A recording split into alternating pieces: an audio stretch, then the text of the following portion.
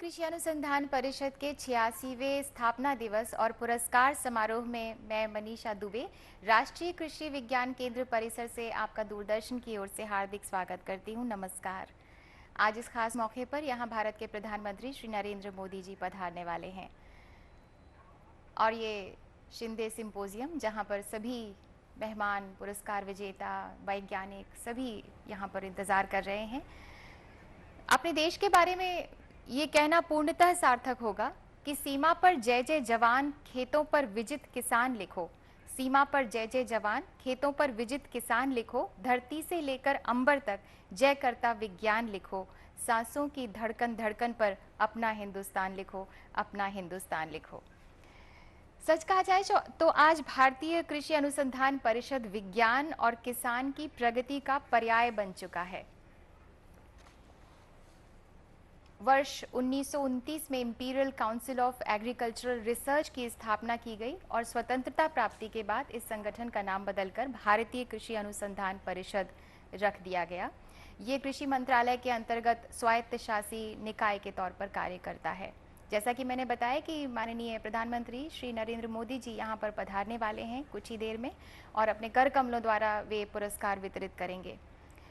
भारतीय कृषि अनुसंधान परिषद का जो विजन है और माननीय प्रधानमंत्री श्री नरेंद्र मोदी जी पधार चुके हैं। आज इस खास मौके पर 86वां स्थापना दिवस है। कृषि अनुसंधान परिषद 86वां स्थापना दिवस मना रहा है और उसी में शिरकत करने आए हैं माननीय प्रधानमंत्री जी और अवलोकन करते हुए बहुत ही खूबसूरत प्रदर्शनी लगाई गई है कि किस तरह से हमारा खाद्य उत्पादन होता है, उसका वितरण किया जाता है। जो किसान और विज्ञान का एक बहुत खूबसूरत सामंजस्य है और जिस तरह से हम कृषि में आत्मनिर्भर हैं, उसका बहुत ही खूबसूरती से यहाँ पर प्रदर्शन किया गया है। भारतीय कृषि अनुसंधान परिषद का जो विजन है वो है प्रौद्योगिकीय, नवोन्मेषी और टिकाऊ कृषि से सबके लिए खाद्य और आय सुरक्षा सुनिश्चित करना। मिशन है उच्च और टिकाऊ कृषि उत्पादन हेतु विज्ञान और शिक्षा की शक्ति का मानवीय रुख के साथ उपयोग करना। इसमें बहुत सारी चीज़ें आती हैं, जैसे कृषि है, कृषि वानिकी है, मछली पालन है, पशुपालन है, गृह विज्ञान, उससे संबंधित विज्ञान, शिक्षा संबंधित सूचना, प्रकाशन वगैरह, इन सबको बढ़ावा देना। और माननीय प्रधानमंत्री जी के सामने सभी चीज़ों का बहुत खूबसूरती से प्रदर्शन किया गया है और उसमें बहुत ही रुचि लेते हुए माननीय प्रधानमंत्री जी उन्हें बताया जा रहा है कि किस तरीके से खाद्य का उत्पादन किया जाता है और किस तरीके से भारतीय कृषि अनुसंधान परिषद की बहुत महत्वपूर्ण भूमिका रही है कृषि उत्पादन में। और हरित क्रांति जो हम कर चुके हैं हमारे देश में स्वतंत्रता प्राप्ति के बाद, और अभी और ऊंचे उत्कर्ष पर ये परिषद आगे ले जा रहा है, ऊंचाइयों को छू रहा है नए नए प्रयोगों के द्वारा। आज माननीय प्रधानमंत्री जी की उपस्थिति इस बात का भी प्रतीक है कि किस तरह से माननीय प्रधानमंत्री जी किसान, कृषि विज्ञान और उसके द्वारा देश की प्रगति में कितनी रुचि रखते हैं। यहाँ पर फल दिखाए गए हैं, सब्जियाँ दिखाई गई हैं और पशुपालन भी इसका एक अंग रहा है, मत्स्य पालन इसका अंग रहा है। आज बहुत सारे पुरस्कारों का भी वितरण यहाँ पर किया जाएगा जिन्होंने कृषि के क्षेत्र में, पशुपालन के क्षेत्र में नई नई अपनी कामयाबियाँ हासिल की हैं। और अब हम आपको बता दें कि माननीय प्रधानमंत्री जी राष्ट्रीय कृषि विज्ञान संग्रहालय की ओर बढ़ रहे हैं और यहाँ पर भारतीय कृषि की गौरव गाथा बयां की गई है। माननीय प्रधानमंत्री जी इसका अवलोकन करेंगे। ये है राष्ट्रीय कृषि विज्ञान संग्रहालय। कृषि और पशुपालन सच कहा जाए तो भारतीय अर्थव्यवस्था का बहुत ही मुख्य आधार रहे हैं और देश की जो कुल जनसंख्या है उसका 52% भाग जो है वो प्रत्यक्ष या अप्रत्यक्ष रूप से कृषि से जुड़ा हुआ है। और साहित्य और धर्म जो हमारे देश का है उसको बहुत प्रभावित किया है कृषि ने। प्राचीन साहित्य और पुरातत्व उत्खननों से भी ये प्रतीत होता है कि प्राचीन और मध्ययुगीन भारत में भी खेतीबाड़ी बहुत विकसित थी। ये प्रागैतिहासिक काल का प्रदर्शन यहाँ पर किया जा रहा है। किस तरीके से यहाँ पर भीमबेटका की गुफा चित्र, यहाँ से हमको प्रमाण मिले हैं कि हम लोग कृषि के बारे में, उसके औजार के बारे में और उसकी प्रगति के बारे में प्रागैतिहासिक काल से ही हमारा इतिहास रहा है।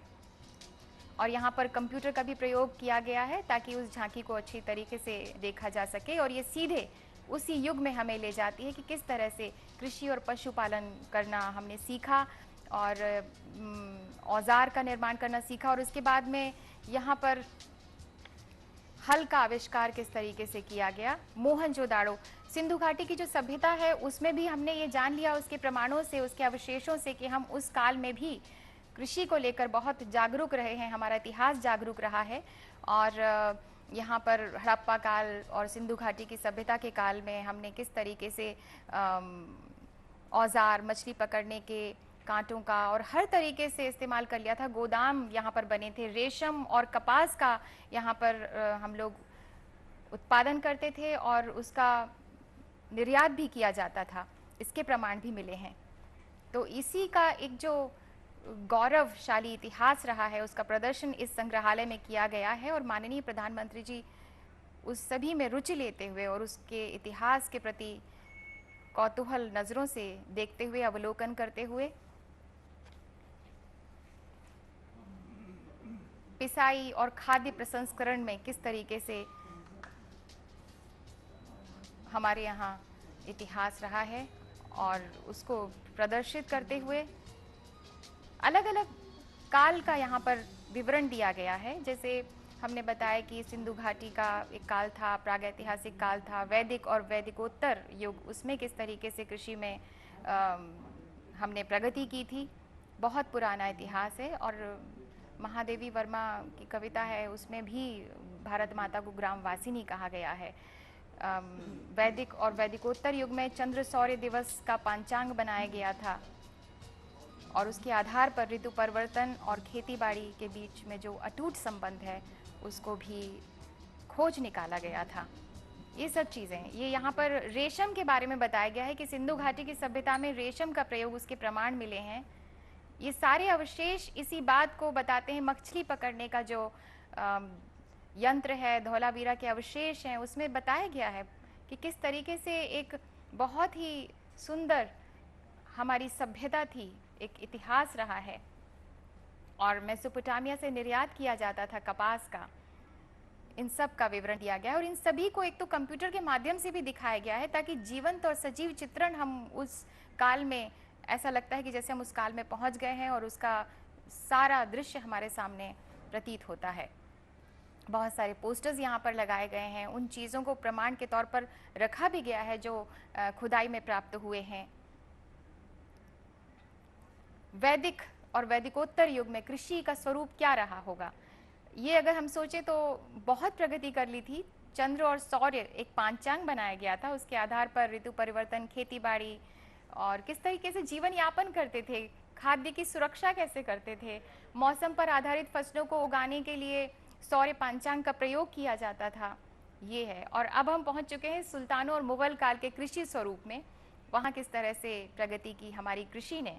1200 से 1525 तक भारत में अफगानों का शासन रहा और बराबर उत्पादन अच्छी मात्रा में, पर्याप्त मात्रा में किया जाता था शासकों द्वारा और मुगल जो बादशाह रहे हैं उनके द्वारा। किस तरीके से पशु, पक्षी, बाघ और सुधार कार्य किए जाते रहे हैं उस समय में, उसका विवरण यहाँ पर दिया गया है। एक एक चीज़ को बारीकी से बताया गया है। शेरशाह सूरी ने 1540 से 45 तक शासनकाल में भूमापन और भू राजस्व की व्यवस्था की थी। लगान की शुरुआत भी तभी हुई थी। इस तरह से ये धीरे धीरे हम आगे बढ़ते जा रहे हैं, किस तरीके से हमारी गौरव गाथा आगे बढ़ रही है। और ब्रिटिश काल में तो हमने बहुत प्रगति कर ली थी, जैसे कि रॉयल वनस्पति उद्यान लगाया गया शिवपुर में कर्नल रॉबर्ट कीट के द्वारा, प्रथम वनस्पति उद्यान। और वहाँ पे और भी ज़्यादा हमने प्रगति की। इंपीरियल कृषि बागवानी सोसाइटी की स्थापना की गई 1820 में। और ब्रिटिश काल में भारतीय खेतीबाड़ी का आधुनिकीकरण प्रारंभ हुआ। रॉयल जीवाणु विज्ञान संस्थान की स्थापना की गई और यहाँ पर एक चीज़ का मैं उल्लेख ज़रूर करना चाहूँगी कि 19वीं शताब्दी में नील किसानों पर जो अत्याचार किए गए थे उसकी भी कहानी यहाँ पर, मार्मिक कहानी यहाँ पर दर्ज है। ब्रिटिश काल में सिंचाई व्यवस्था बहुत प्रगति कर रही थी, दुग्धशाला, इन सब को यहाँ पर दर्शाया गया है। और अकाल जो पड़ा था 1877 से 1900 के बीच में, तो कृषि सुधार के लिए बड़े काम किए गए। एक कृषि अनुसंधान संस्थान की आवश्यकता प्रतीत हुई, तो लॉर्ड कर्जन के प्रयास से 1905 में पूसा नामक स्थान में इंपीरियल कृषि अनुसंधान संस्थान की स्थापना की गई। और इसके बाद में इंपीरियल कृषि अनुसंधान परिषद 1929 में जिसकी स्थापना की गई थी, उसके प्रथम अध्यक्ष फजल हुसैन बनाए गए थे। और इनका बहुत योगदान रहा, इन सभी महानुभावों का बहुत योगदान रहा इसकी प्रगति में। और इसके बाद में ये दिल्ली में स्थानांतरित कर दिया गया, और जैसा कि आज ये संस्थान है जिसके हम 86वां स्थापना दिवस मना रहे हैं। और स्वाधीन भारत में किसान और विज्ञान ने मिलकर हरित क्रांति की और विश्व को हमारे कृषि उत्पादन के उत्कर्ष से रूबरू कराया, आत्मनिर्भर बनकर एक मिसाल कायम की विश्व के सामने। तो विज्ञान और कृषि का इसमें बहुत योगदान रहा है। अब माननीय प्रधानमंत्री जी प्रस्थान कर रहे हैं शिंदे सिंपोजियम में, जहां पर आज ये स्थापना दिवस और पुरस्कार वितरण समारोह यहाँ पर संपन्न होगा। माननीय प्रधानमंत्री जी के कर कमलों द्वारा ये पुरस्कार दिए जाएंगे। माननीय प्रधानमंत्री जी वहीं पर पधार रहे हैं। आज इस मौके पर बहुत सारे पुरस्कार दिए जाएंगे जिन्होंने इस क्षेत्र में योगदान दिया है, देश की प्रगति में भी, और नए नए विज्ञान के यहाँ पर अन्वेषण किए हैं, उसमें जो योगदान रहा है उनको पुरस्कार दिया जाएगा। यही वो हॉल है। सरदार पटेल ICAR उत्कृष्ट संस्थान पुरस्कार दिया जाएगा कई कृषि विश्वविद्यालयों को, और प्रत्येक वर्ष परिषद एक बड़े संस्थान को, एक छोटे संस्थान को, एक कृषि विश्वविद्यालय को ये पुरस्कार देता है। 10 लाख रुपए की धनराशि इसमें दी जाती है। कोयम्बटूर स्थित गन्ना प्रजनन संस्थान और साथ ही में राष्ट्रीय डेयरी अनुसंधान संस्थान को भी ये प्रदान किया जाएगा ये पुरस्कार, करनाल को। और साथ ही में छोटे संस्थानों की श्रृंखला में हैदराबाद के कुक्कुट अनुसंधान निदेशालय को ये पुरस्कार दिया जाएगा। जगजीवन राम अभिनव किसान पुरस्कार भी इस मौके पर दिया जाएगा। नई सोच से खेती करने के तौर तरीकों में सार्थक बदलाव लाने वाले किसानों को ये प्रदान किया जाता है।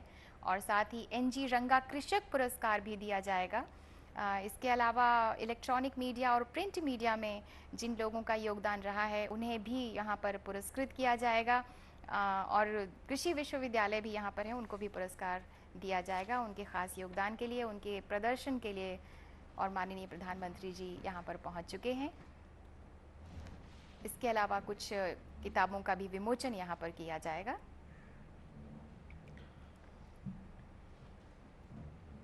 किताबों के नाम भारतीय कृषि फॉर प्रोडक्शन एग्रीकल्चर और वाइड रिलेटिव्स ऑफ कल्टीवेटेड और प्लांट्स। पुरस्कार समारोह में मैं संजीव सक्सेना आप सबका हार्दिक स्वागत करता हूं। हमें गर्व और प्रसन्नता है कि आज भारत के माननीय प्रधानमंत्री जी हमारे बीच हैं। कार्यक्रम का शुभारंभ ICAR गीत से किया जाएगा।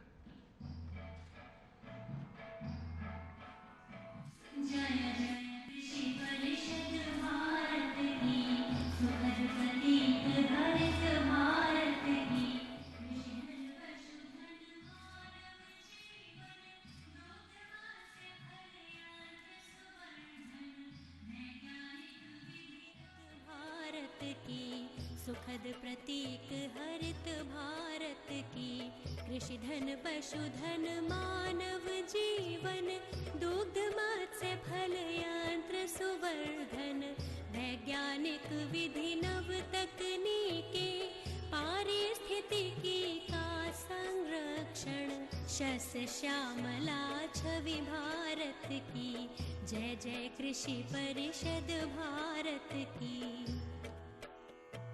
हिम प्रदेश से सागर तट तक, मरुधरती से पूर्वोत्तर तक, हर पथ पर है मित्र कृषक की, शिक्षा शोध प्रसार सकल तक आशा एवं ICAR सोसाइटी के अध्यक्ष श्री राधा मोहन सिंह जी से अनुरोध करता हूं कि मुख्य अतिथि को ICAR का प्रतीक चिन्ह और अपने संस्थान CMFRI द्वारा विकसित संवर्धित मोती कल्चर्ड पर्ल से बना स्मृति चिन्ह भेंट करके हमारे आदर और आभार को प्रकट करें।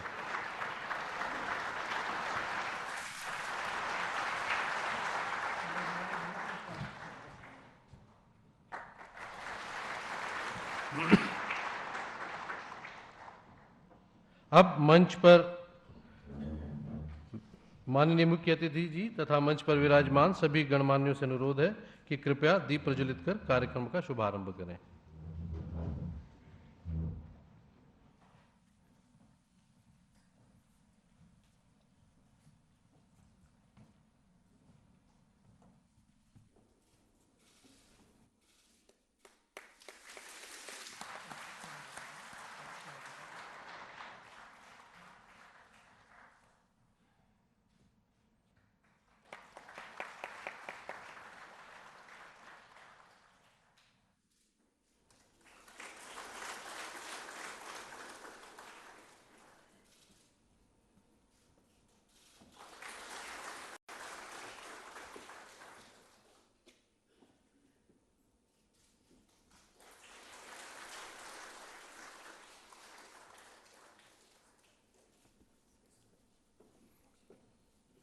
धन्यवाद।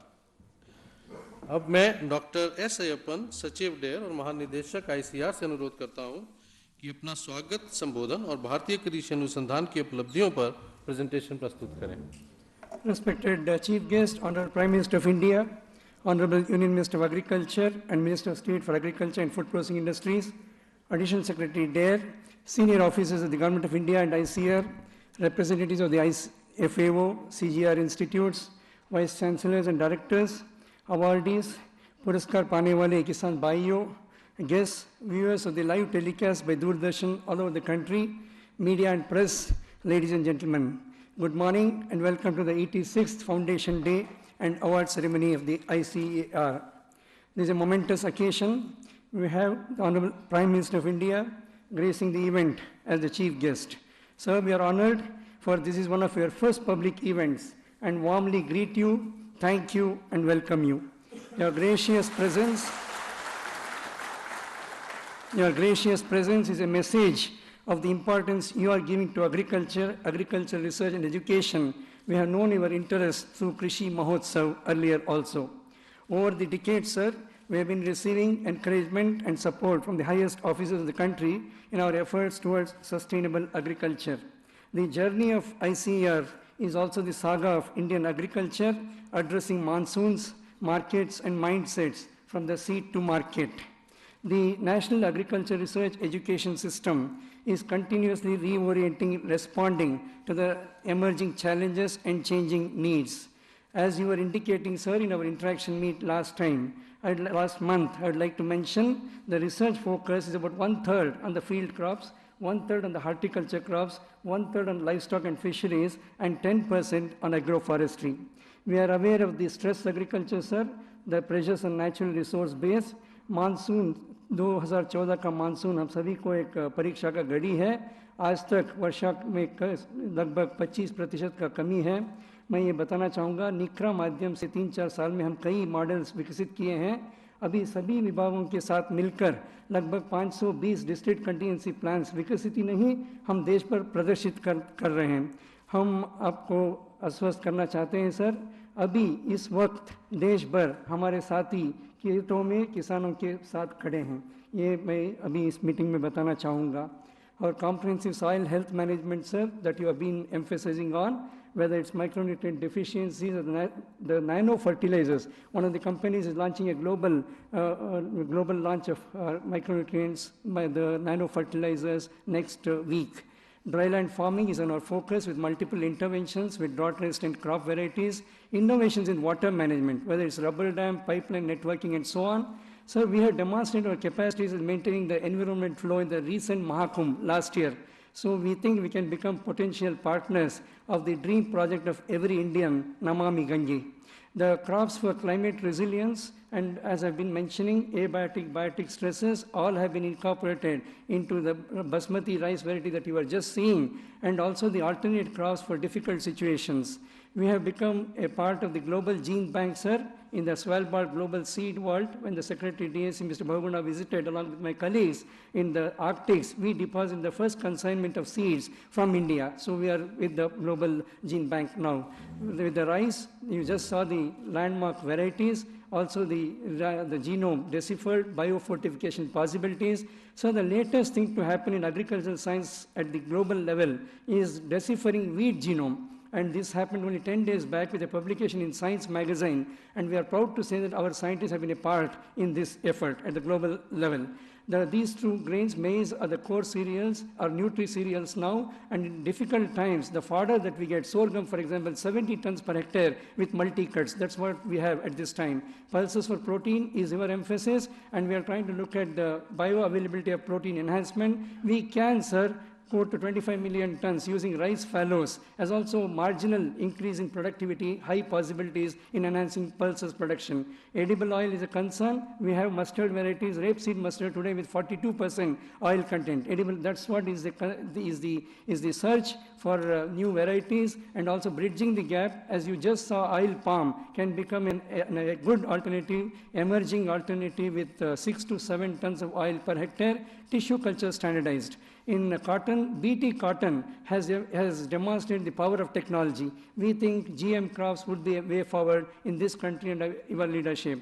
The native cotton, color cotton variety is a novelty. In sugarcane, the canes with the 16 to 18% sugar, the sucrose content, as also fiber content above 25%. The two possibilities for both sugar and bioenergy and cogeneration.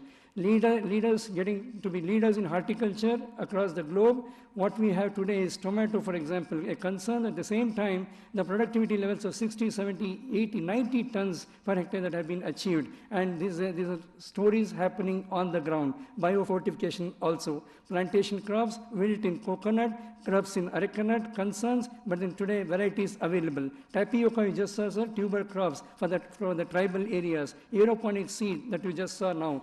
The spices is a concern again, 400, 500 kilograms of black pepper per hectare. But today with the demonstration coffee estates, it's going to 3 tons. That's the capacity again of technology. Protected cultivation, 5 lakh rupees net profit per 1,000 square meter. This is what people are coming back with these success stories. Opportunities, high value flowers, along with the private sector. I must assure and submit that public system also is providing the necessary, not only parent material, but also the necessary seeds. In livestock, animal husbandry, at the global level, we are leaders in animal cloning. Several clones of buffalo that have been done from different lines, different techniques. Rajat happened only 5 days back. And this is from Karnal. So similarly with the Pashmina goat or the yak and so on. Now the improving indigenous cattle. Sir, indigenous cattle importance is the milk that has A2 casein protein. And absolutely this is one thing that we are talking about when it comes to Indian cattle. The concerns we have, and then again new initiatives that you have taken in the new budget speech that we have. So we are joining hands in this with infertility management as also alternatives for fodder. Backyard poultry, earlier strains were maybe 100 eggs, and today Srinidhi, a dual-purpose breed with 200 eggs per year possibilities. Animal health with diagnostic vaccines, a complete health cover, country free from rinderpest, challenges in foot and mouth disease, and that's what we are working on with multivalent vaccines. This leads us further to national agri-biosecurity, whether it is pests across the globe, across the borders. We have been talking of open borders when it comes to material exchange. So the pests or the weeds or the animal menace that we also discussed last month, sir, these are the challenges that we have kept before ourselves to be addressed. Towards Blue Revolution in inland fisheries is another new initiative of the new government, and I must say that several things are happening in this, including cage culture in reservoirs. Looking to the seas, mariculture is high possibility across about something like 8,000 kilometers of coastline that we have. Pearl culture that you just saw in the exhibition. Precision machinery. Farm implements, we have 5,000 prototypes, but precision machinery for efficient agriculture is what we are talking of. Also, agri-energy as a new dimension in our research focus. Local innovations, small farmers, fabricators coming onto the main platforms, ergonomic tools for women, low-cost technologies, and interventions in difficult areas. Land shaping in Sundarbans, for example, enhance the income level levels by 3 to 5 folds, medicinal aromatic plants as family farming, and tribal and hill regions again focus coastal island. So these are difficult ecosystems that we are focusing on. All these lead to smart farming for small farmers. Primary to secondary agriculture is the way forward, and that's where we are talking about quality assurance, more of food testing labs, reducing post-harvest losses, and so on. Human resources in agriculture is another mandate of the department, and this is where we are, when the world would have aged in the next 30 years, India would remain young. An opportunity, also a challenge, and that's where we are addressing higher agricultural education in different formats. Youth as job providers, not job seekers, and adding agriculture to higher agricultural education. These are, and 43% girls in agriculture universities. Our vice chancellors are here in this occasion to listen to you, sir.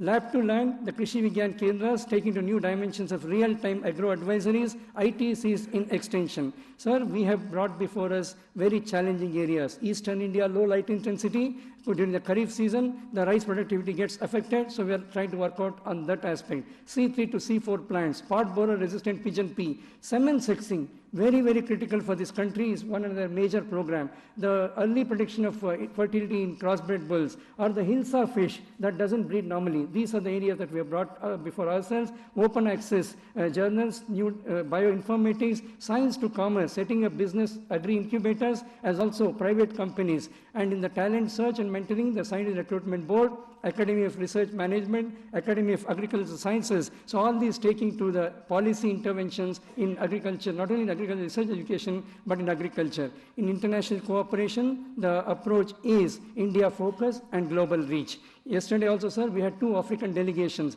a continuous effort at working in different African countries, receiving African students. At this time, sir, I would like to bring to your kind notice the returns on investments, highest when it comes to agricultural R&D. The share of technology in productivity enhancement, 17 to 32%. At this time, it deserves that the investments in R&D in agriculture is enhanced to at least about 1% of the agricultural GDP. Agriculture is everybody's business. As you desired, we have been working with every single organization, where the Department of Agriculture Cooperation, Animal Dairying Fisheries, ISRO, for example, Department of Biotechnology, ICMR, everybody. That's what is taking us forward in media effectively on the Facebook. The future we want is something like this. I won't go into details, but a resilient, remunerative agriculture. And in this focus is on youth and women, and in process go to secondary agriculture.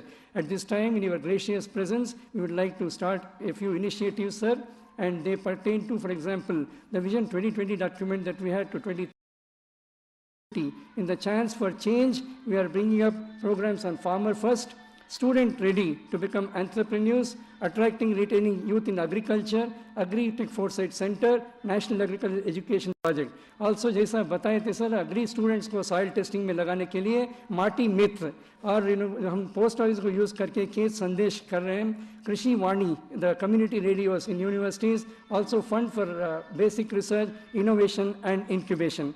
Also a new approach in research, consortia research platforms, bringing everybody into this fold.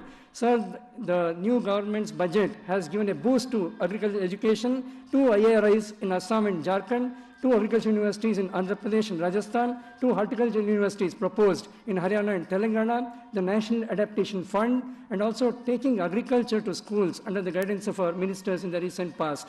Also investments in various other departments, Department of Agriculture Cooperation, Animal Dairying and Fisheries, and so on. With all these, sir, we foresee a climate resilient agriculture, partnerships, and a leading role in global agriculture. So, Honorable Prime Minister, sir, your presence has enthused the entire agricultural community who are watching this program live all over the country. Thanking you, we would also like to submit and assure that we would give our best in the cause of Indian agriculture and the farming community and seek your valuable advice, guidance, and support in our endeavors. I would now request the esteemed gathering today to give a standing ovation to our Chief Guest, the Honorable Prime Minister of India.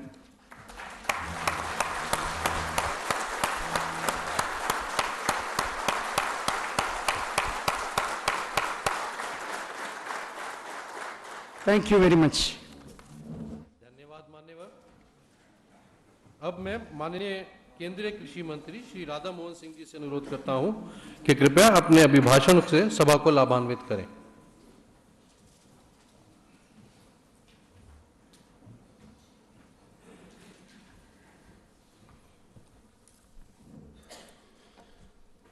सम्माननीय प्रधानमंत्री जी, मेरे सहयोगी राज्य मंत्री जी, TR के सचिव एवं ICR के महानिर्देशक, अपर सचिव, वर्ष 13-14 में परिषद के सभी सम्मानीय पुरस्कार प्राप्तकर्ता, सम्मानित अतिथिगण, कृषि अनुसंधान समुदाय के प्रतिष्ठित सदस्य, प्रेस और मीडिया के प्रतिनिधिगण, किसान भाइयों और बहनों, मैं अपनी तथा भारतीय कृषि अनुसंधान परिषद की ओर से परिषद के 86वें स्थापना दिवस समारोह में अपने प्रिय प्रधानमंत्री श्री मोदी जी का हार्दिक स्वागत करता हूं।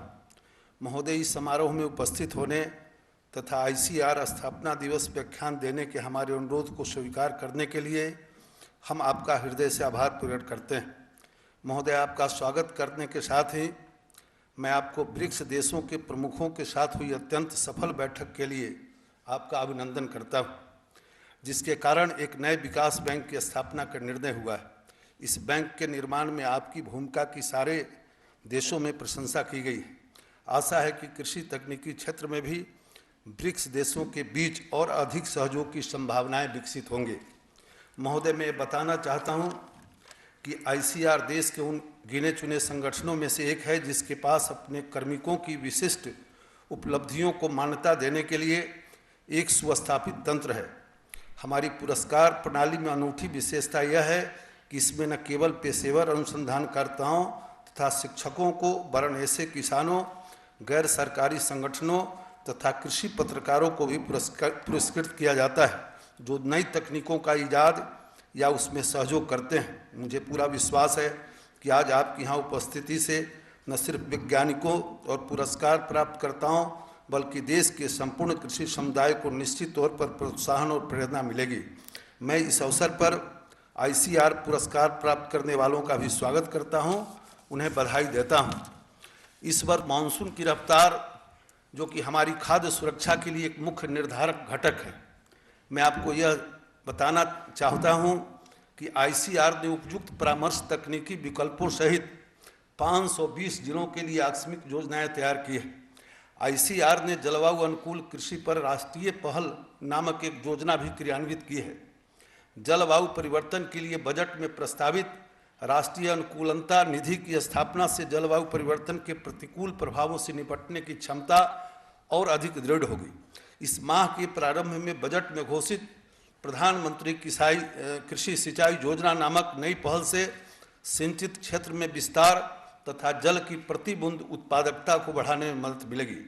देश में अब तक जिला स्तर पर 639 कृषि विज्ञान केंद्र स्वीकृत किए गए हैं, जिनका मुख्य उद्देश्य खेतों में उन्नत तकनीकों का प्रदर्शन है। किसान वैज्ञानिक इंटरफेस को और मजबूती प्रदान करने के लिए परिषद द्वारा फार्मर फर्स्ट की संकल्पना की गई है। इस प्रयास में केवीके की पहुंच क्षमता में वृद्धि हेतु 12वीं पंचवर्षीय योजना में की गई पहलों में बड़े जिलों में अतिरिक्त कृषि विज्ञान केंद्रों की स्थापना किए जाने का प्रस्ताव है। इनमें तकनीकी सूचना इकाई, मिनी बीज प्रोसेसिंग इकाई, वर्षा के जल का उपयोग, मिट्टी और जल परीक्षण सुविधाएं, सूक्ष्म पोषक विश्लेषण सुविधाएं, कॉर्प हेजरी, ई कनेक्टिविटी और फॉर्म महिला हॉस्टल आदि शामिल हैं। हमारे कृषि अनुसंधान एवं शिक्षा के संस्थान कृषि विकास के 2 स्तंभ हैं। इस संदर्भ में यह सुनिश्चित करना महत्वपूर्ण है कि कृषि विश्वविद्यालय उच्च गुणवत्ता की शिक्षा दे और स्नातकों को कृषि अनुसंधान और विकास में नई चुनौतियों का सामना करने में सक्षम बनाए। इस दिशा में परिषद द्वारा उठाए गए कदमों में पाठ्यक्रम में संशोधन, शिक्षण सुविधाओं का आधुनिकीकरण, प्रत्यापन बोर्ड और मॉडल एक्ट आदि महत्वपूर्ण है। परिषद कृषि, ग्रामीण उद्यमशीलता और जागरूकता विकास को योजना जैसे नए कार्यक्रमों पर विचार कर रही है, जिसका उद्देश्य सीखते सीखते कमाना, अर्निंग व्हाइल लर्निंग कार्यक्रम सहित विशेष कार्यक्रमों और परियोजनाओं के माध्यम से ग्रामीण युवाओं में क्षमता का निर्माण करने के लिए उद्यमशीलता का विकास करना है। हाल ही में परिषद ने विद्यालयों में माध्यमिक और उच्चतर माध्यमिक स्तर पर कृषि विषय प्रारंभ करने के लिए एक पाठ्यक्रम भी तैयार किया है। कृषक समाज के समक्ष वर्तमान एवं भावी चुनौतियों का सामना करने के लिए जिन प्राथमिकता वाले मुद्दों पर ध्यान दिए जाने की जरूरत है, उसमें जल की उपलब्धता और उसकी गुणवत्ता, सॉइल हेल्थ, आनुवांशिक संसाधनों का संरक्षण, फार्म उत्पादन को बढ़ते जैविक और अजैविक दबावों के प्रति प्रतिरोधी बनाना, जलवायु परिवर्तन का प्रबंधन, संसाधनों का कुशलता से उपयोग, ऊर्जा प्रबंधन, विविधीकरण और फसलोत्तर प्रबंधन शामिल हैं। इन प्राथमिकता वाले मुद्दों की चुनौतियों को सामना करने के लिए इस बार के बजट में जो दिशा देश के किसानों को मिली है, हम सभी इसके लिए आपके प्रति आभार प्रकट करते हैं। मैं NSRS के सभी सदस्यों को इस आशा के साथ बधाई देता हूं कि वे पूरी लगन और समर्पण के भाव से कार्य करते रहेंगे और भारतीय कृषि को गौरव को बढ़ाएंगे। इन्हीं शब्दों के साथ मैं माननीय प्रधानमंत्री श्री नरेंद्र मोदी जी का पुनः स्वागत करते हुए, आभार प्रकट करते हुए अपनी बात समाप्त करता हूं। धन्यवाद मंत्री महोदय जी। निश्चित है कि आपके शब्दों और विचारों से हमें आगे बढ़ने की प्रेरणा मिलेगी। और अब समय है माननीय प्रधानमंत्री महोदय के कर कमलों से भारतीय कृषि अनुसंधान परिषद पुरस्कारों के विजेताओं को सम्मानित करने का। इस क्रम में सबसे पहले सरदार पटेल ICR उत्कृष्ट संस्थान पुरस्कार के विजेताओं को सम्मानित किया जाएगा। ये पुरस्कार प्रत्येक वर्ष परिषद के एक बड़े संस्थान, एक छोटे संस्थान और एक कृषि विश्वविद्यालय को प्रदान किया जाता है। पुरस्कार में 10 लाख रुपए की धनराशि प्रदान की जाती है।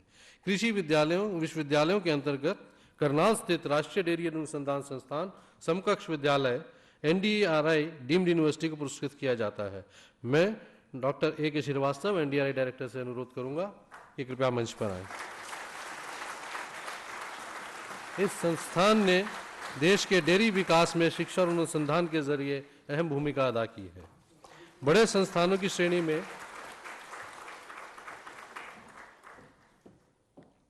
कोयंबटूर स्थित गन्ना प्रजनन संस्थान को सम्मानित किया जा रहा है। मैं अनुरोध करता हूं संस्थान के निदेशक डॉक्टर N विजयन नायर से कि वे पुरस्कार ग्रहण करने के लिए मंच पर आए। इस संस्थान ने पिछले 9 दशकों में सुधरी किस्मों के विकास और अनुसंधान द्वारा देश में चीनी उत्पादन को शिखर पर पहुंचाया। हमारे लिए गौरव की बात है कि देश में 95% से अधिक गन्ना क्षेत्र पर इस संस्थान द्वारा विकसित किस्में उगाई जाती हैं। छोटे संस्थानों की श्रृंखला में हैदराबाद के कुक्कुट अनुसंधान निदेशालय को पुरस्कृत किया जा रहा है। पुरस्कार ग्रहण करने के लिए मैं मंच पर आमंत्रित करता हूं संस्थान के निदेशक डॉक्टर RN चैटर्जी। इस संस्थान द्वारा विकसित मुर्गी की नई नस्लों ने ग्रामीण क्षेत्रों में कुक्कुट पालन को अधिक लाभदायक बनाया। पुरस्कारों की अगली कड़ी में जगजीवन राम अभिनव किसान पुरस्कार की घोषणा। इस वर्ष पुरस्कार राष्ट्रीय स्तर पर श्री मोहम्मद इदरीस अहमद कादरी जी को सम्मानित किया जा रहा है। मैं उनको मंच पर आने का आमंत्रण करता हूं। राष्ट्रीय पुरस्कार के रूप में 1 लाख रुपए की धनराशि और इतनी ही राशि यात्रा व्यय के रूप में प्रदान की जाती है।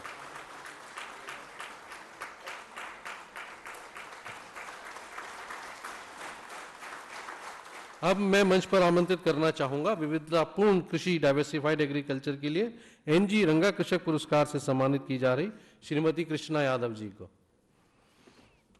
ये पुरस्कार विविधतापूर्ण कृषि के क्षेत्र में अपनी नई सोच से उत्कृष्ट योगदान करने वाले किसानों को प्रदान किया जाता है। पुरस्कार के रूप में 1 लाख रुपए की राशि प्रदान की जाती है। श्रीमती यादव ने फलों और सब्जियों की प्रोसेसिंग के क्षेत्र में नई तकनीकी को अपनाकर 150 से अधिक उत्पाद बनाए हैं। और अब समय है कृषि अनुसंधान एवं विकास के क्षेत्र में उत्कृष्ट पत्रकारिता के लिए चौधरी चरण सिंह पुरस्कार की घोषणा। इस वर्ग में इलेक्ट्रॉनिक और प्रिंट मीडिया के लिए 1-1 लाख रुपए की राशि के 2 पुरस्कार दिए जाते हैं। इलेक्ट्रॉनिक मीडिया के इस वर्ष का पुरस्कार श्री पल्लव बागला को दिया जा रहा है। मैं बागला जी को विश्व स्तर पर भारतीय विज्ञान के संचारक के रूप में विशेष पहचान है।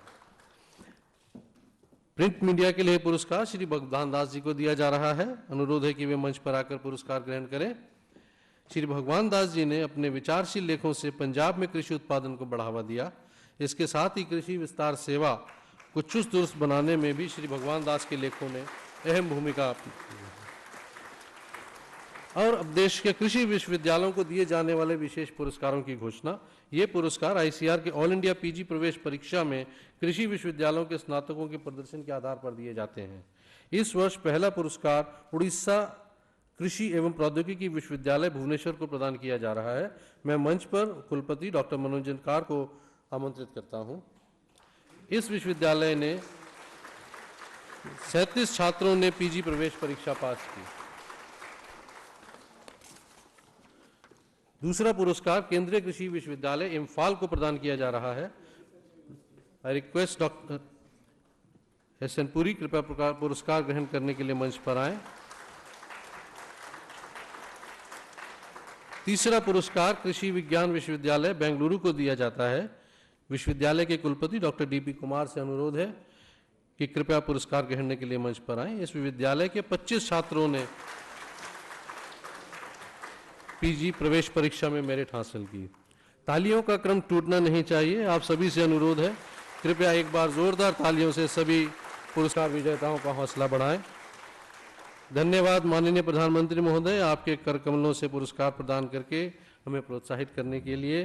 अब मैं भारत के माननीय प्रधानमंत्री को अत्यंत आदर व सम्मान के साथ स्थापना दिवस अभिभाषण के लिए आमंत्रित करता हूं।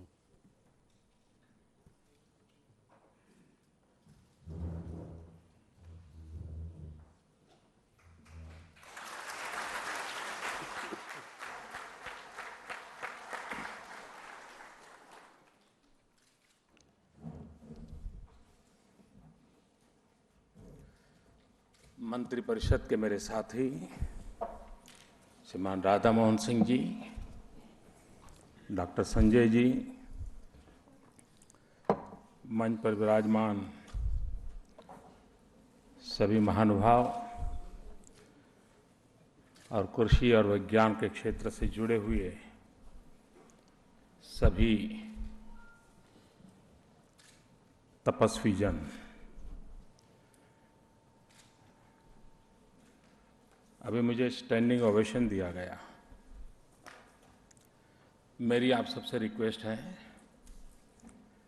कि हम देश के उन कोटि कोटि किसानों को आज स्टैंडिंग ओवेशन दें, जिनके कारण देश का पेट भरता है।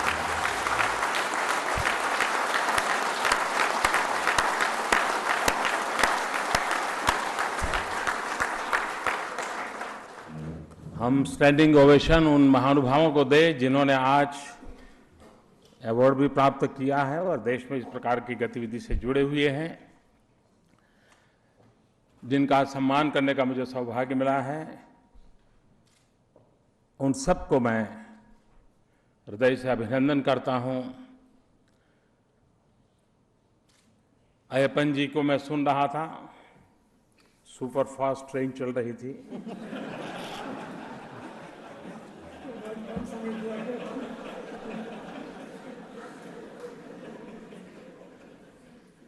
इसी तेज गति से कृषि विकास भी होगा, ऐसा मुझे बड़ा भरोसा है।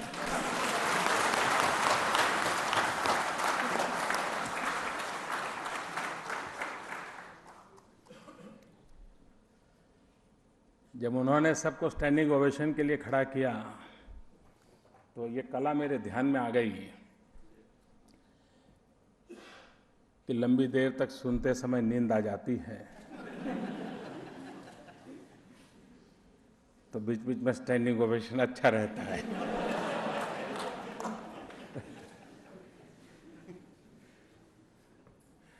लेकिन मैंने स्टैंडिंग ओवेशन उसके लिए नहीं करवाया था, क्योंकि मैं हृदय से मानता हूं कि देश के कोटि कोटि किसानों ने भारत के भाग्य को बदलने में बहुत बड़ा योगदान किया है।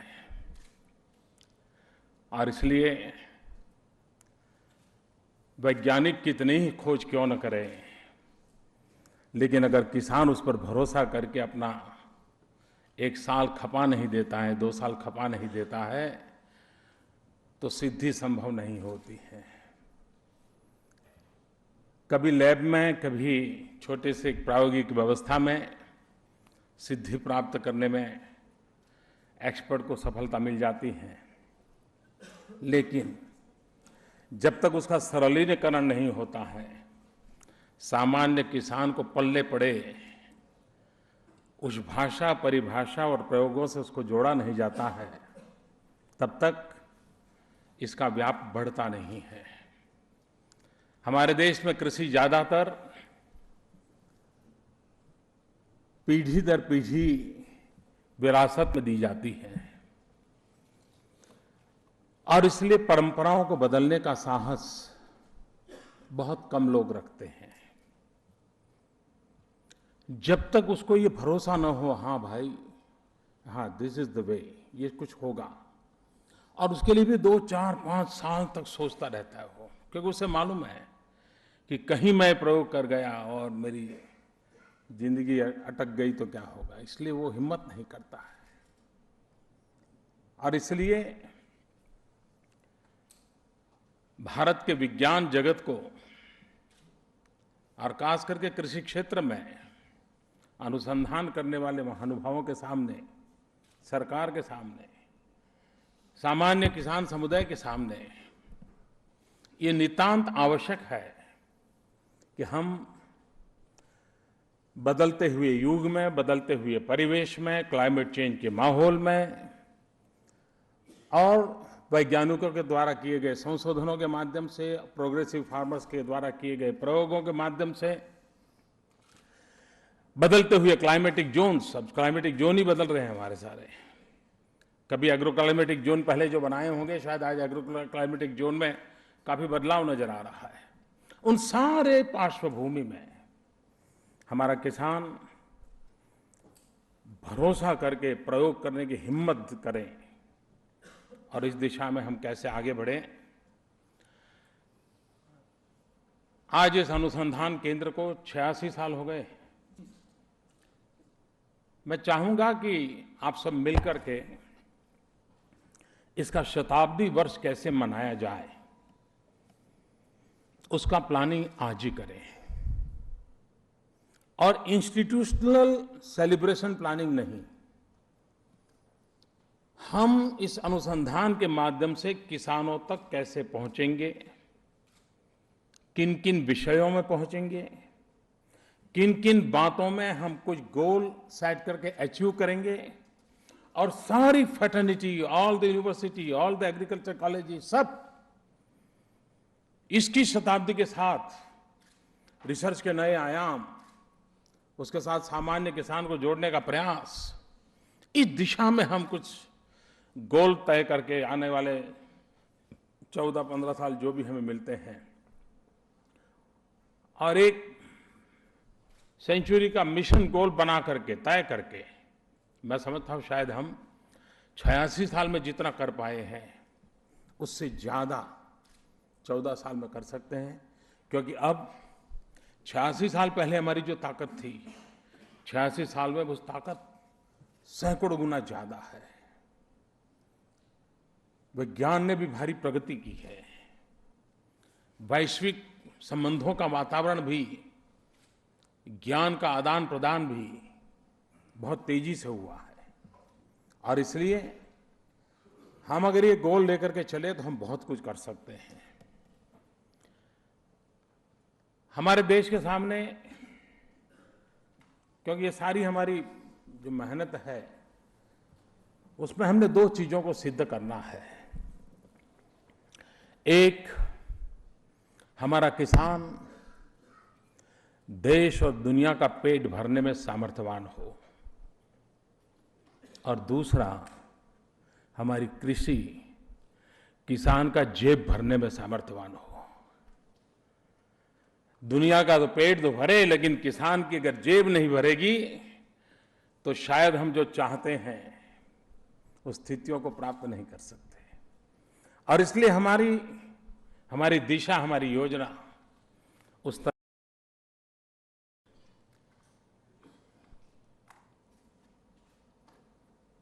हमारे जमीन तो बढ़ने वाली नहीं है, परिवार बढ़ते चले जा रहे हैं, मांग बढ़ती जा रही है, और इस समय हमने उन चैलेंजेस को एड्रेस करना पड़ेगा।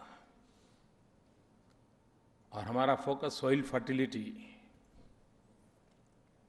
हमारे सॉइल में सदियों पहले जमीन को सुधारने के प्रयोग होते थे, ऐसा नहीं कि आज ही हो रहे हैं,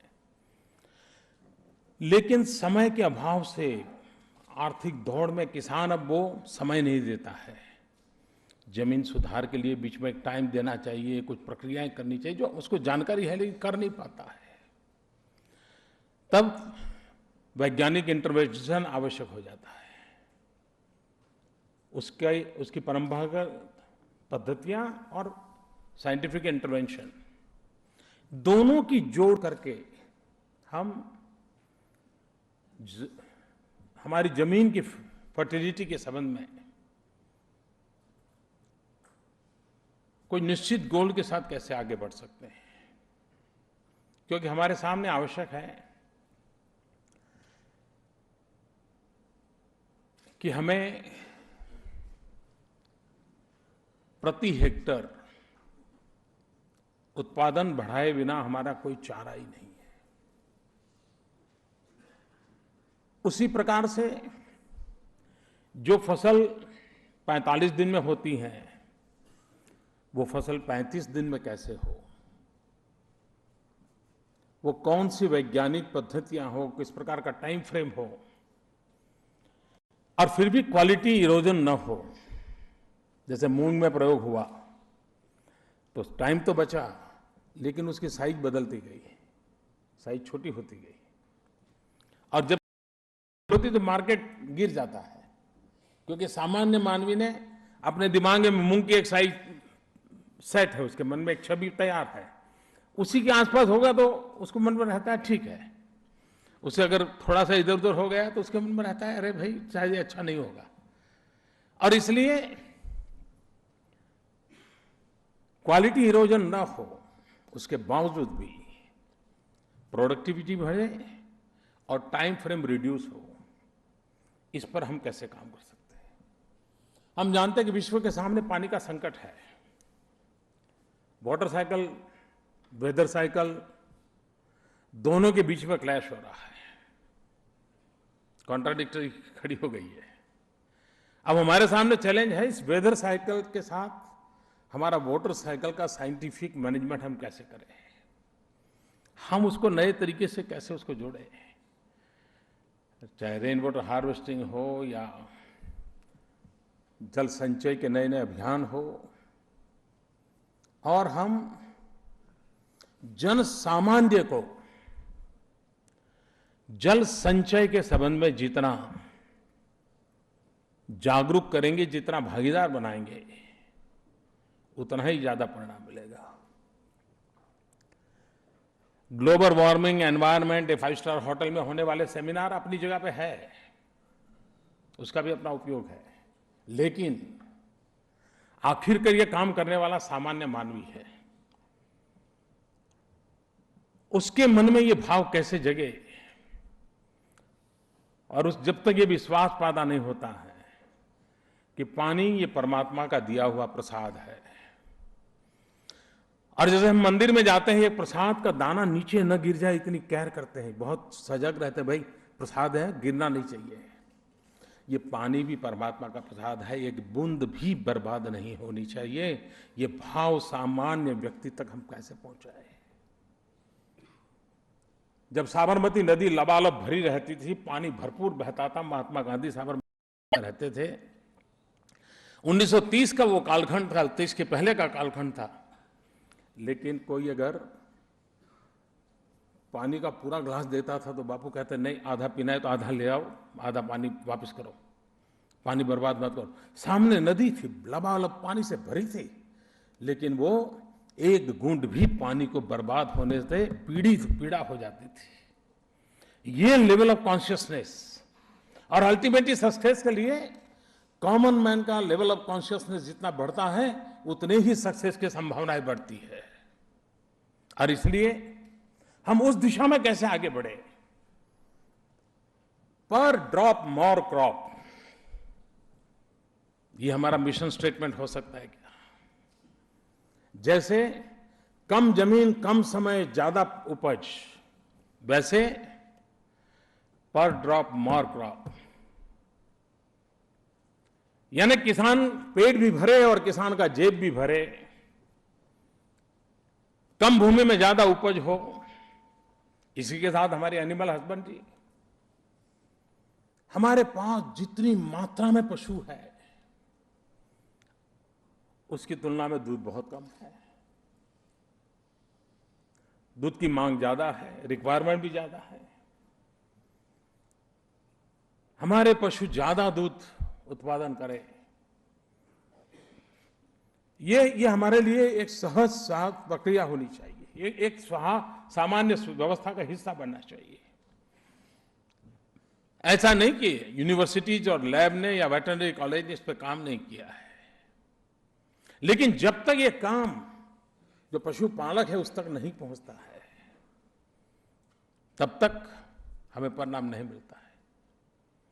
सारे विश्व में ये जो बदलाव आया है उसमें साइंटिफिक इंटरवेंशन से आया है। टेक्नोलॉजी अपग्रेडेशन और टेक्नोलॉजी का इन्वॉल्वमेंट से आया है। हम जब तक उस दिशा में नहीं जाते, हम देश और दुनिया की मांग की पूर्ति के लिए, और स्थिति ऐसी है कि मांग बहुत बड़ी है, हमारे लिए एक अपॉर्चुनिटी है, उस अपॉर्चुनिटी को पैसे भरे। हमारे सामने एक सबसे बड़ी चैलेंज है लैब टू लैंड। जो लैब में है वो लैंड पर कैसे आए, जो यूनिवर्सिटी के पास है वो कृषक के पास कैसे पहुंचे, जो श्रद्धा यूनिवर्सिटी के एक लैब में बैठकर के साइंटिस्ट को है वो श्रद्धा एक कृषक के मन में कैसे हो। और उसके लिए प्रोग्रेसिव फार्मर्स, यही हमारी सबसे बड़ी एजेंसी होती है। प्रोग्रेसिव फार्मर्स मेंटली रिस्क लेने के लिए तैयार होता है, उसके डीएनए में होता है ये, वो चाहता है हाँ चलो मैं करूंगा, बताइए भैया। लेकिन ये हमारा कोई संबंध है क्या यूनिवर्सिटीज के पास और एग्रीकल्चर कॉलेजेस के पास अपने इलाके के प्रोग्रेसिव फार्मर्स, उनकी एक्सपर्टीज, 35 एज ग्रुप के अच्छे पढ़े लिखे फार्मर्स, इनका कोई डाटा है क्या? जो पढ़े लिखे हैं, यंग हैं, जो प्रोग्रेसिव हैं, क्या एग्रीकल्चर यूनिवर्सिटी अपने इलाके के 200-400 गांव के ऐसे लोगों का एक इंफॉर्मेशन बैंक बना सकता है, एक टैलेंट पूल बना, they are the real talent pool बना सकता है क्या? और उस टैलेंट पूल के लोगों को एड्रेस करके फिर उनके माध्यम से डिसेमिनेशन के कार्यक्रम बना सकते हैं क्या? हमारी एग्रीकल्चर कॉलेजेस जो है उस इकाई को एक नोडल एजेंसी मान करके कम से कम हम हिंदुस्तान के 500-600 डिस्ट्रिक्ट में आराम से अपना नेटवर्क खड़ा कर सकते हैं। तो हमारे जो अनुसंधान होते हैं, हमारी यूनिवर्सिटी हैं, हमारी कॉलेजेस हैं और स्टूडेंट है और फिर एक फैटर्निटी है, उन सबकी एक चेन बना करके इस व्यवस्था के लिए, और टाइम फ्रेम में काम कैसे हो और सहज प्रक्रिया के रूप से कैसे बने। जितनी हमारी एग्रीकल्चर कॉलेजेस हैं उनका अपना कोई रेडियो स्टेशन हो सकता है, एग्रीकल्चर कॉलेज का रेडियो स्टेशन। और मैं इसलिए कहता हूं एग्रीकल्चर कॉलेज का रेडियो स्टेशन, किसान रेडियो बहुत सुनता है।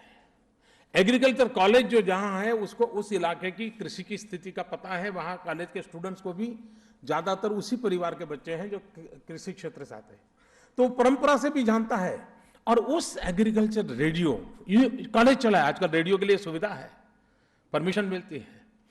इन हाउस स्टूडेंट्स को काम दिया जाए, चलो रिसर्च करो और रेडियो पर आकर के टॉक करो। एक सहज रूप से ऐसी प्रक्रिया बन सकती है। हमारी एग्रीकल्चर कॉलेजेस रेडियो के माध्यम से लगातार किसानों को हर दिन 1 घंटा, आधा घंटा, 1.5 घंटा उसी इलाके के किसानों की समस्या, ज्यादा बारिश हो गई तो क्या करना, बारिश देर से आई तो क्या करना, बारिश कम आई तो क्या करना, फलाने प्रकार का रोग नजर आ रहा है तो उससे समय क्या करना। आप देखिए अरबों खरबों रुपए के इन्वेस्टमेंट से बनी हुई मीडिया वर्ल्ड के सामने एक कॉलेज के बच्चों के द्वारा चलाया गया किसान के उपयोगी कार्यक्रम ज्यादा ताकतवर होगा, क्रेडिबल होगा, पॉपुलर होगा। हम इन बदलाव की दिशा में जाने को तैयार है क्या? अगर हम बदलाव की दिशा में जाने को तैयार है तो हम बहुत कुछ दे सकते हैं। हमारे देश में ऐसा तो नहीं है, मैं भी आप ही की तरह ज्यादा समय ले रहा हूं।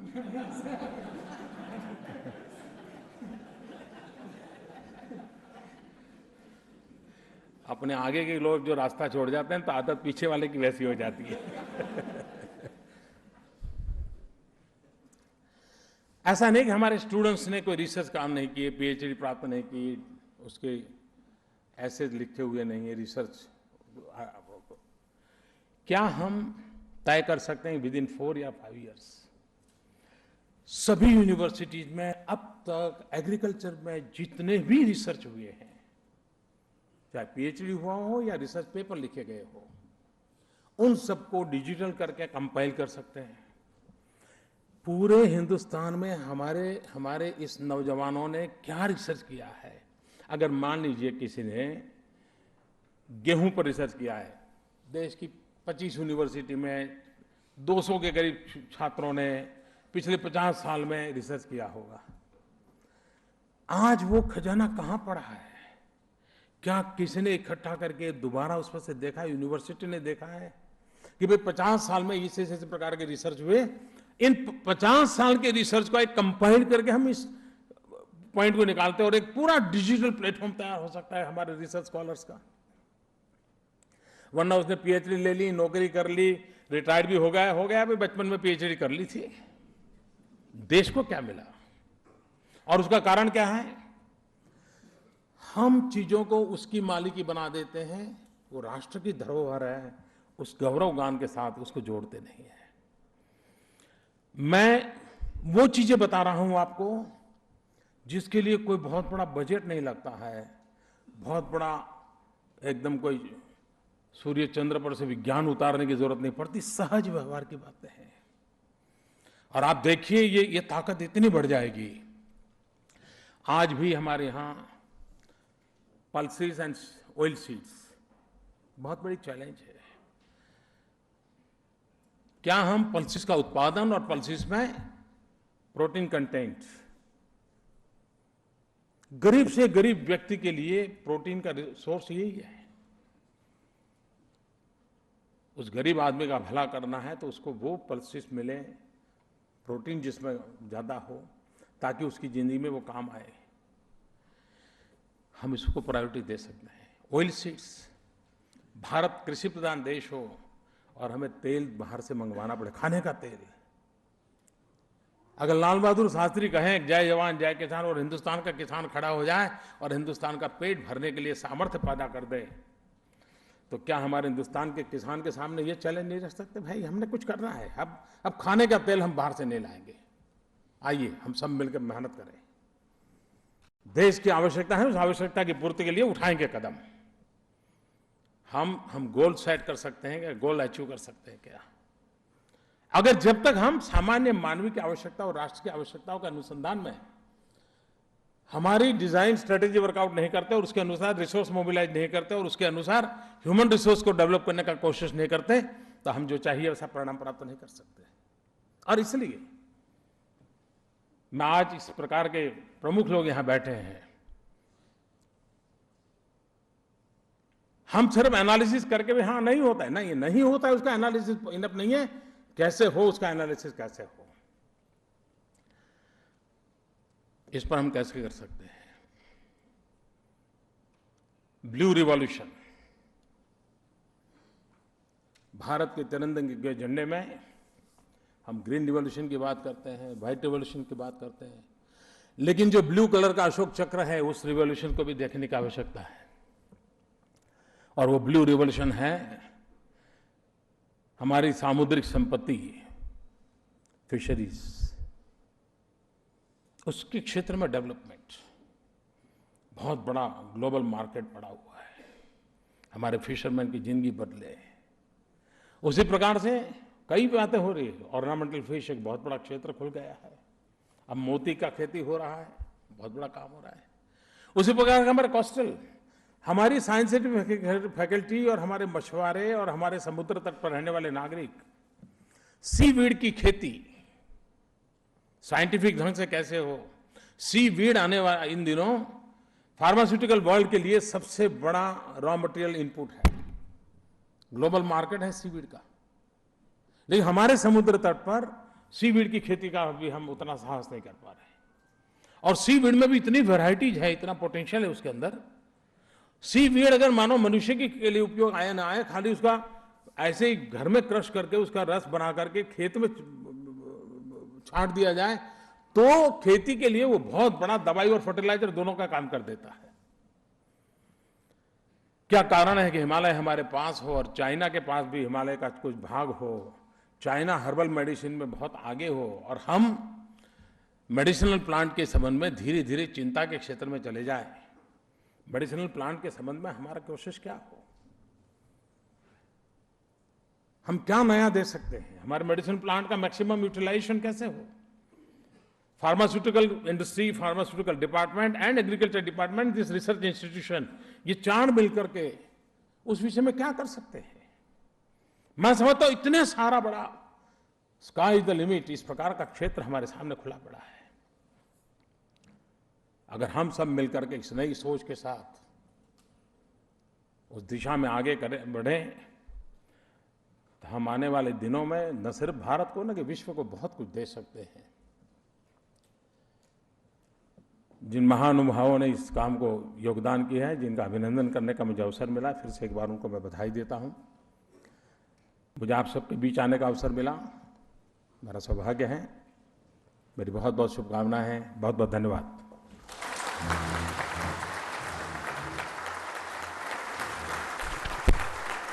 प्रधानमंत्री महोदय जी, आपके विचारशील और उत्साही भाषण के लिए अनेक धन्यवाद। हमें आशा ही नहीं बल्कि विश्वास है कि आपके मार्गदर्शन में भारतीय कृषि को एक नई ऊंचाई हासिल होगी और हम वैश्विक कृषि में भारत का नाम शिखर तक पहुंचाने में कामयाब होंगे। कार्यक्रम के अंत में मैं माननीय डॉक्टर संजीव कुमार बालियान, केंद्रीय कृषि एवं खाद्य प्रसंस्करण उद्योग राज्य मंत्री से अनुरोध करता हूं कि कृपया धन्यवाद ज्ञापन प्रस्तुत करें। भारत के माननीय प्रधानमंत्री श्री नरेंद्र मोदी जी, माननीय कृषि मंत्री Radha Mohan ji, DG ICR doctor Ayyappan, secretary ICR Kaushal ji, कृषि विश्वविद्यालय के कुलपति, देश के विभिन्न क्षेत्र से आए हुए किसान भाइयों, प्रेस एवं मीडिया, मैं भारतीय कृषि अनुसंधान परिषद के 86वें स्थापना दिवस एवं पुरस्कार वितरण समारोह में माननीय प्रधानमंत्री जी का स्वागत करते हुए उन्हें हार्दिक धन्यवाद देता हूं कि उन्होंने कृषि की महत्ता को सर्वोपरि मानते हुए भारतीय कृषि और कृषि अनुसंधान के क्षेत्र में कार्य कर रहे वैज्ञानिकों व किसानों के उत्साहवर्धन के लिए अपना बहुमूल्य समय दिया। आज इस समारोह में आपकी गरिमामयी उपस्थिति से हम सबको कृषि क्षेत्र की चुनौतियों का सामना करने में प्रेरणा और प्रोत्साहन के साथ एक नई दिशा भी मिली है। मैं आपका अपनी ओर और परिषद परिवार की ओर से एक बार पुनः हार्दिक आभार व्यक्त करता हूं और आपको विश्वास दिलाता हूं कि हमारे वैज्ञानिक एवं किसान बढ़ती हुई जनसंख्या की खाद्य जरूरतों को पूरा करने के लिए एक और कृषि क्रांति की दिशा में अपना सर्वश्रेष्ठ योगदान देंगे। मैं मंत्रालय में अपने वरिष्ठ सहयोगी राधा मोहन जी के प्रति अपना आभार प्रकट करते हुए उन्हें धन्यवाद देता हूं, जिनके नेतृत्व में पिछले 2 महीनों में भारतीय कृषि को आगे बढ़ने की एक नई दिशा का सूत्रपात हुआ है। मैं आशा करता हूं कि उनके मार्गदर्शन में भारतीय कृषि नई ऊंचाइयों को प्राप्त करेगा। आज इस कार्यक्रम की अध्यक्षता के लिए मैं एक बार पुनः आपका धन्यवाद करता हूं। मैं विशेष रूप से किसानों, वैज्ञानिकों, कृषि लेखन से जुड़े पुरस्कार विजेताओं को हार्दिक बधाई देता हूं, जिनके उल्लेखनीय योगदान से भारतीय कृषि को लाभ पहुंचा है और आशा करता हूं कि अन्य जन भी उनसे प्रेरित होकर भविष्य में इसी प्रकार कृषि की बेहतरी के लिए अपने प्रयास जारी रखेंगे। मैं यहाँ उपस्थित विभागों के सचिव, विभिन्न कृषि विश्वविद्यालय के कुलपतियों, परिषद के वरिष्ठ पदाधिकारियों, विभिन्न संस्थाओं के निदेशकों, किसान भाइयों, कृषि से जुड़े विशेषजनों, प्रेस एवं मीडिया के प्रतिनिधि सहित आप सभी का इस कार्यक्रम में शामिल होने के लिए आभार प्रकट करता हूँ। धन्यवाद। जय हिंद। धन्यवाद माननीय। आप सबसे अनुरोध है, कृपया माननीय प्रधानमंत्री के परिसर से प्रस्थान तक अपने स्थान पर बने रहे। माननीय प्रधानमंत्री जी के कर कमलों द्वारा कृषि पुरस्कार आज प्रदान किए गए। राष्ट्रीय कृषि अनुसंधान परिषद ने अपनी अहम भूमिका से कृषि क्षेत्र में नित नए प्रयोग से कृषि उत्पादन का जो मानदंड स्थापित किया है वो दूसरे देशों के लिए काबिले मिसाल है। आज इस संगठन की ही अहम भूमिका का नतीजा है जो हम उत्पादन में आत्मनिर्भर ही नहीं बल्कि वैज्ञानिक तरीकों से चमत्कारिक रूप से उत्पादन की गुणवत्ता भी सुधार चुके हैं। माननीय प्रधानमंत्री जी वैज्ञानिकों से मिलते हुए पुरस्कार विजेताओं का अभिवादन स्वीकार करते हुए सबके बीच में आज माननीय प्रधानमंत्री जी और सभी बहुत ही गौरवान्वित अनुभव कर रहे हैं। जो वैज्ञानिक हैं वो, साथ ही में पुरस्कार विजेता, आज किसान भी यहाँ पर बहुत आए हुए हैं, सबका अभिवादन स्वीकार करते हुए माननीय प्रधानमंत्री जी उन्हीं के बीच में पहुंच चुके हैं। और बिल्कुल सच बात है ये कि राष्ट्रीय कृषि अनुसंधान परिषद ने जिस वैज्ञानिक तरीकों से चमत्कारिक रूप से उत्पादन की गुणवत्ता भी सुधारी है, वो काबिले मिसाल है। किसान और विज्ञान के इससे सुंदर तालमेल का उदाहरण शायद ही कहीं देखने को मिले। और बिल्कुल बीच में पहुंच चुके हैं माननीय प्रधानमंत्री जी, उनसे बातचीत करते हुए और वार्तालाप का आदान प्रदान, कुछ सुनते हुए कुछ सुनाते हुए, और सबका अभिवादन स्वीकार कर रहे हैं। वही चिरपरिचित मुस्कान। सभी लोग अपने बीच में माननीय प्रधानमंत्री जी को पाकर एक तो अचंभित भी हैं और खुश भी बहुत ज़्यादा हैं। और ये जो पल है उनके लिए बहुत ही गौरव का पल है। इस पल को वो हमेशा याद रखेंगे, ये सभी जो यहाँ उपस्थित हैं, अतिथि, वैज्ञानिक, किसान और पुरस्कार विजेता। आज माननीय प्रधानमंत्री जी के साथ में केंद्रीय कृषि मंत्री और ICAR सोसाइटी के अध्यक्ष श्री राधा मोहन सिंह जी ने और डॉक्टर संजीव कुमार